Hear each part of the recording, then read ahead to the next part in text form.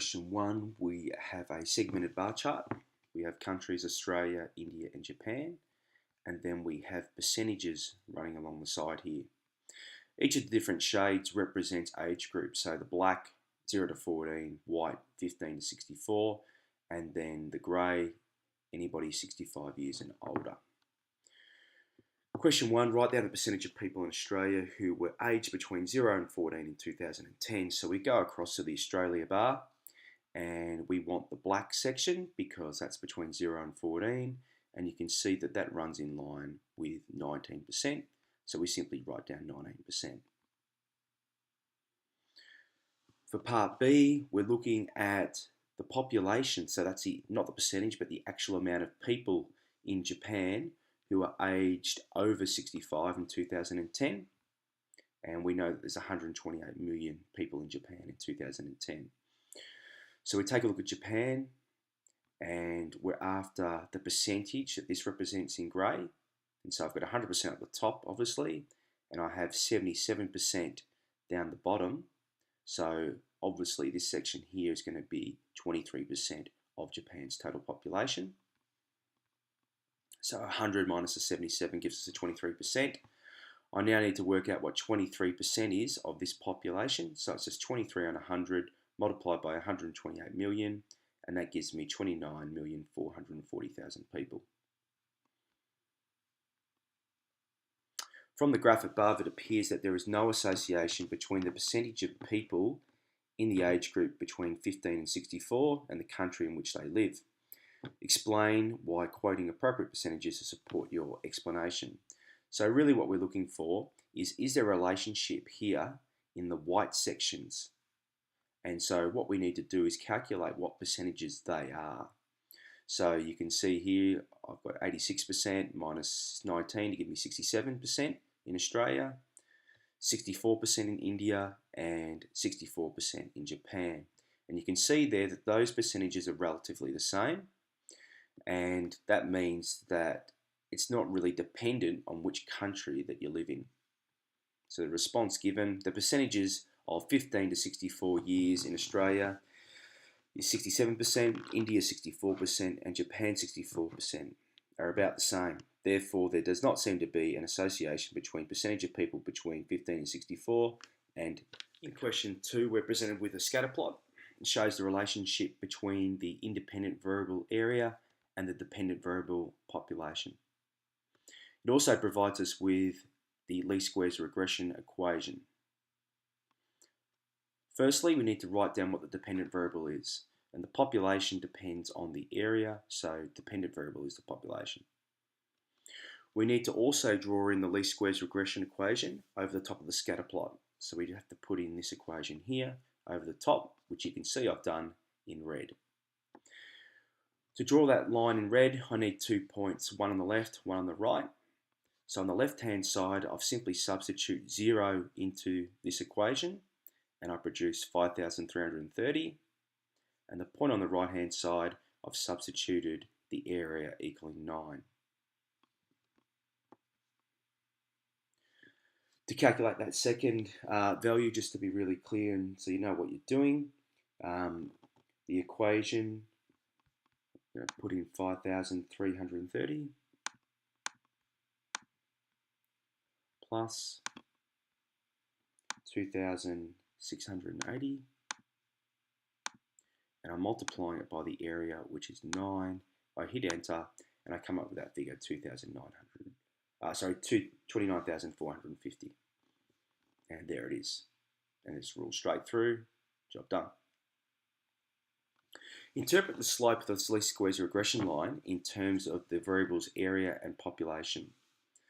So we're looking at the slope, which is the gradient, and it's just the value in front of the area that we're multiplying by. And you can see here that as the area increases by 1 kilometre squared, the population will increase by, so go up by 2,680. So it's this basic idea of rise over run. So as we take one step along the x-axis, we increase up the y-axis by 2,680. How do we write that? for every increase of 1 kilometre squared in area, the population will increase by 2,680 people.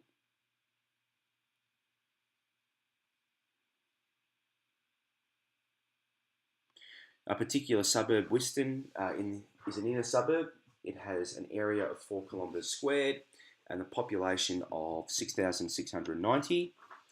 The correlation coefficient R is equal to 0.668. Firstly, calculate the residual when the least squares regression line is used to predict the population of Whiston from this area.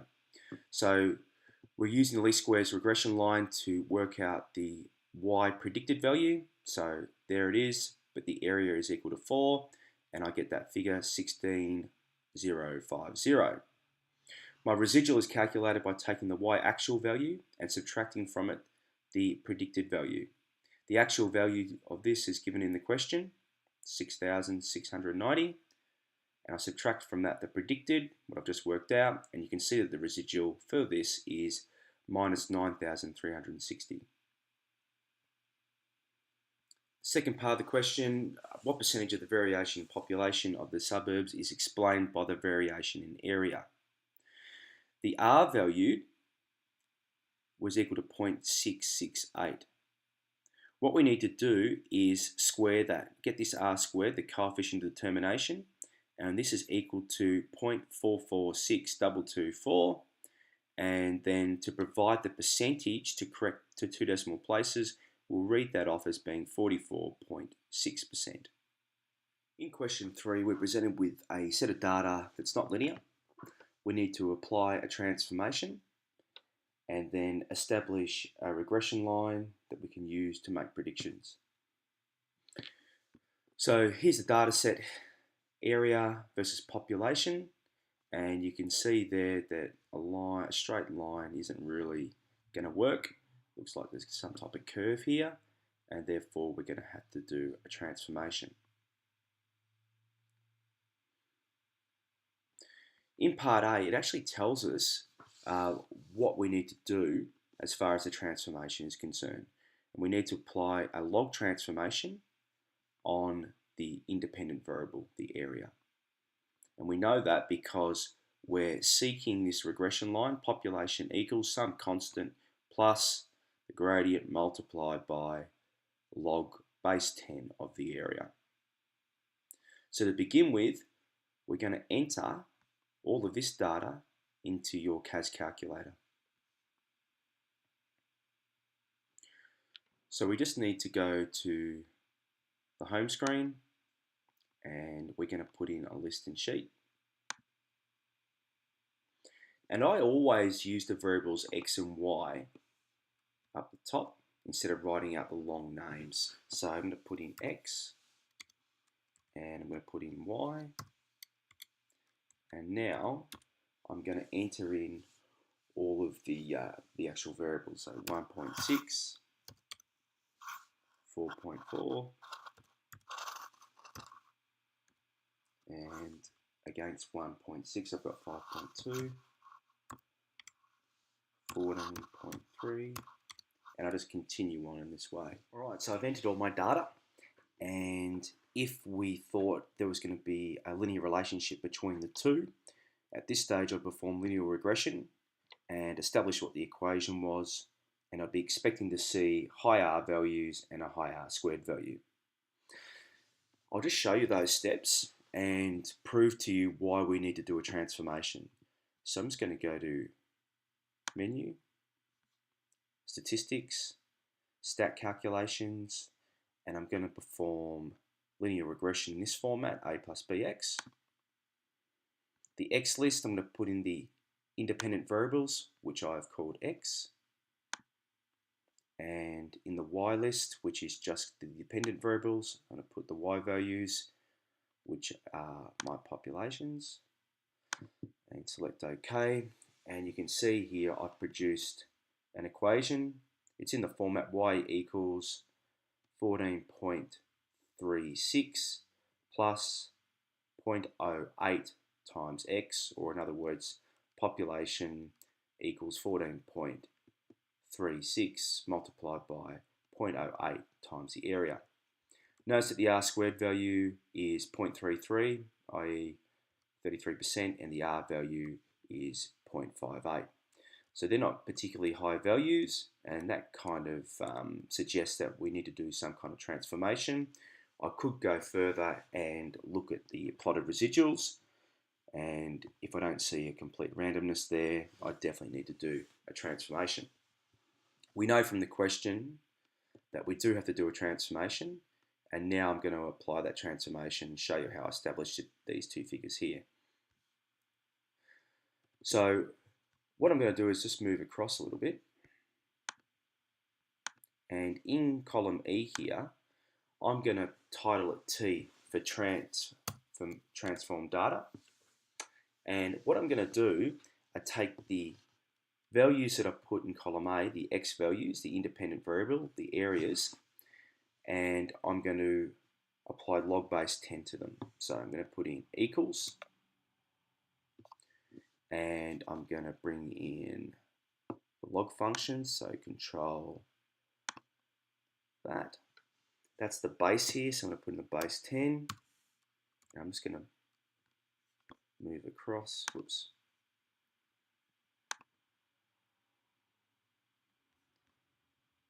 To the bottom here, I'm going to put in the X here. So basically the transform data will be log base 10 of the X values, which I put in originally in column A, which just represent the areas.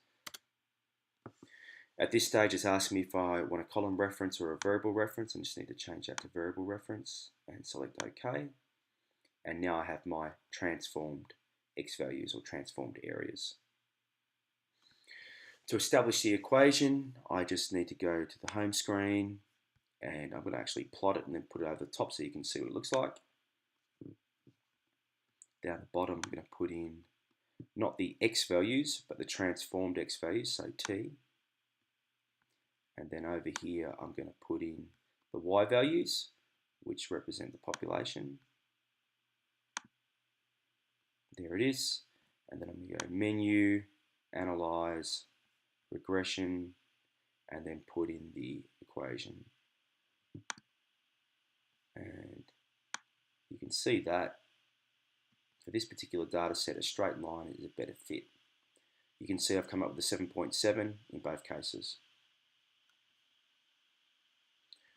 All right, that's for A, and an explanation of transformations in general. Of course, you don't need to go through all of that. You get to this in the quickest way possible. Part B, we're going to use this equation to make a prediction. So use this regression line to predict the population of a suburb or an area that has an area of 90 kilometers squared. So there's my population, and I just substitute the area as equaling 90, and you can see it comes out with 22.748. Remember that the population is in thousands, and that's really important. We need to state the population correct to the nearest 1,000 people. So in other words, we need to round off to the nearest whole number, given the fact that we're dealing with thousands, and that would be rounded off to being 23 because of this 0.7 part. I state my answer, 23,000 people. Okay, in question 4, we're looking at the relationship between the independent variable area and the dependent variable population density. You can see here that the dots are fairly far apart from each other, but generally speaking, as area increases, the population density decreases. So if we were to put in a regression line, it would have a negative gradient. The R squared value was quoted as being 0.141, and we need to describe the association between the two variables. What we need to do is work out the R value. So the R value is simply the square root of the coefficient of determination, so the square root of 0.141. Now, of course, that will produce two answers, a positive answer and a negative answer. We're going to take the negative answer because the trend goes down towards the right. That is that it will have, the regression line will have a negative gradient, and therefore that means that we have a negative R value. We end up with it being negative 0.3755. So to describe the association between the two variables, it's simply this. There is a week, and the reason for that is because we've only got 0.3755. Remember that your R values range between -1 and +1. -1 means that every single data value lies on a line, a regression line, which has a negative slope. And +1 means that every single data value lies on a regression line that has a positive slope. So there is a weak negative, because we've got the negative part there, linear association between population density and area. Part B, the mean and standard deviation of both of the variables was found, and it's quoted in this table here. And in part 1, what we need to do is to determine the Z-score for the suburb's population density. So the suburb that we're considering has a population of 3,082. So the Z-score is simply going to be equal to the score minus the mean over the standard deviation. So the actual score is 3,082 minus 4,370, which is the mean. And then I divide that by the standard deviation, which is 1,560, and I get -0.8. Assume the areas of these inner suburbs are approximately normally distributed. So straight away, when you see normally distributed, we're talking about bell-shaped curves, and making use of that table that you have in your notes that shows the various percentages and the standard deviations. How many of the 38 suburbs are expected to have an area that is 2 standard deviations or more above the mean? So again, thinking about that bell-shaped curve, 2 standard deviations above the mean, then what we're looking at is 2 standard deviations rule. So within 2 standard deviations of the mean, we'll have 95% of all the data. That means that each of the tails, the one on the left and the one on the right, will have 2.5% of all data. So how many are above 2 standard deviations? Well, it's simply going to be 2.5% of the 38 households to give us 0.95 of a household, and that is roughly equal to 1 household because we have to round it to the nearest whole number. Second part, how many of these 38 inner suburbs actually have an area that is 2 standard deviations or more above the mean? So what we have to do is work out the actual value in area, which is 2 standard deviations above the mean. So it's the mean plus 2 standard deviations. So the mean is 3.4 plus 2 times the standard deviation, which is 1.6, to give me a figure of 6.6. Now all I need to do is go back to my scatter plot, look at where 6.6 is, which is roughly about here. And as you can see, along that line, there are only 2 households which are above that. And that's how we come up with the 2 households.